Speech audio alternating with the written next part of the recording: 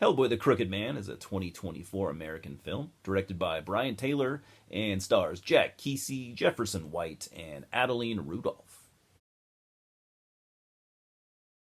The plot follows Hellboy and a rookie agent working for the BPRD, Bureau of Paranormal Research and Defense, in case you didn't know. Man, that's a mouthful. Anyways, they're sent to the Appalachian Mountains to save a community from witches and a demon known as the Crooked Man. This is basically just a straight adaptation of the 2008 comic book miniseries of the same name. Now, this is going to be an interesting one for me, at least. So I'm an absolute die-hard Hellboy fan, you know? And the Hellboy franchise has been rocky, to say the least. Hellboy has never been a super mainstream comic book or superhero, more of a cult classic type thing, which has always limited the success of the Hellboy films, I would imagine. He's not a Marvel character, or DC or anything like that, and they were never going to do those kinds of numbers. That said, the franchise had a pretty damn promising start with the two Guillermo del Toro films, that everyone loves, and myself included. They were pretty successful though, and they did some pretty good box office numbers, especially the sequel, which is my personal favorite. But despite del Toro and Ron Perlman, wanting to do a part 3, rights issues from what I remember and what I've read, and lack of financing and studio support and interest made it pretty much not happen. Until 2019, that was, when the studio decided to reboot Hellboy with Neil Marshall directing this time around, and David Harbour, playing Hellboy instead of Ron Perlman, and it was a huge disaster. We all said that we would never get another Hellboy film, but we did, this one. And it went straight to VOD, which was, I guess I thought it was weird. It performed terribly, by the way. And now, I'm saying yet again that we will probably not get another Hellboy film, but, I was wrong in the past, obviously. However, though, if you're expecting me to bash this one, it's really not going to go down like that, because I ended up liking this quite a bit. I really liked the stripped-back title card with the simple red font set against the forest scenery. To me, that was a total old-school Hammer horror, a throwback, type thing, the Dracula films especially. And but now I'll address the elephant in the room, which is obviously Jack Kesy as Hellboy, because that's what ultimately makes or breaks this film, right? And honestly, I liked him from the very first scene that he's in. I expected him to maybe ultimately win me over. Maybe I had to watch the movie a couple times or something like that, but not that quick. And what I'm about to say might be a bit too much for you to handle, and I get that, but I think that Jack Kesy's portrayal of the character is definitely the most comic accurate, and therefore my favorite version so far. I mean, the way he delivers his lines, his cool demeanor, and even the way he walks and moves his head and stuff, it's so cool to see. If you've spent any time with the comics like I have. He even added a few cool personal touches, like eating his cigarette butts after he's done smoking, something he actually did during his audition. Dude, Jack Kesy is the real deal. And I also liked how Hellboy is smoking cigarettes instead of cigars this time, because that was a Del Toro thing. Hellboy in the comics smokes cigarettes exclusively. I don't remember him ever smoking cigars. He might, but he's smoking cigarettes all the time. I actually, and I just thought I'd bring this up, because I actually read this article. It was so fucking stupid. It was saying that, in this Hellboy, he smokes cigarettes instead of Ron Perlman's, huge cigars, and that represents, Hellboy's continuously dwindling budgets. First of all, that whole premise was false, so clearly, the author knew nothing about Hellboy, but, oh man, so what a stupid article. I should link it and, let you guys read it or whatever. It's embarrassing. But yeah, man, don't get me wrong, Perlman did it first, and it was amazing.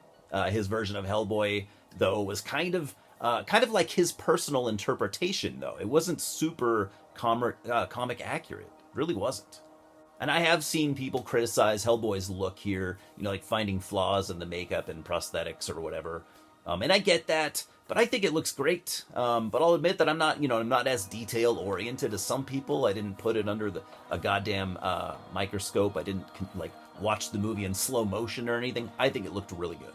So the story's set in 1959. So this is a younger Hellboy compared to the previous films, which were, not adaptations, and at times not all that comic accurate, as much as I love them, of course. And so I truly feel that everything here is done pretty well, honestly. Or at least the best that they could do with the budget that they had. The only true weak link here is the budget itself. This is a stripped back folk horror tale. So millions are saved on, set pieces and CGI, and this could, almost be an episode of like Supernatural or The X-Files. In fact, I've had this thought. This storyline could continue as an ongoing series. Like maybe 1 hour episodes or something that, that could potentially be a way to keep this going. And this film is broken up into chapters, each one with its own simplistic title card, which I thought was a really cool, and fits the general style, aesthetics here. All the Dutch angles and wide lenses, especially in the action and horror scenes, were really fitting and reminded me of kind of like Sam Raimi's style. There is some kind of, janky CGI at times. I get it. And even though, this is not a super heavy CGI film, I would have dialed it back, in a few places for sure. Like there's this early scene where a BPRD agent gets his head chomped off by a giant spider, which was an awesome scene, by the way. We never got that kind of thing with Del Toro. But the spider head biting scene, anyways, I think could have been done with practical effects. I have no doubt that this would have taken longer, and it would have, therefore would have been a little more expensive. But there aren't many scenes like this in the film, anyways. The issue I encounter typically with bad CGI is, do I think the writing is strong enough to overcome it? And for me, here, I'd say yes, it does. Or yes, it is. It is strong enough. But this also kind of like adds to my claim that you kind of have to be a Hellboy fan to really like this film. And I mean a fan of the comics, not just the Del Toro Perlman era. Basically what I'm saying is that in my opinion, this is kind of a gift to the fans, the diehard fans. I just don't picture too many, normies understanding this, and most will write this off as a flop. But to me, it's not. And financial flop, sure. But we all know what that does and does not mean, I think. But what it can mean, though, is the absolute death of a franchise, and I don't want that for Hellboy. I'm not a marketing guy, so I'm not going to pretend that I know better, but maybe the direct-to-VOD thing was a bad idea. The film only, as far as I can see, the film only made like a little over $2 million on, again, a $20 million budget. I don't even know if they'll recoup all their money after, DVD sales, Blu-ray sales, maybe. So maybe skipping the theater was a problem, I'm not sure.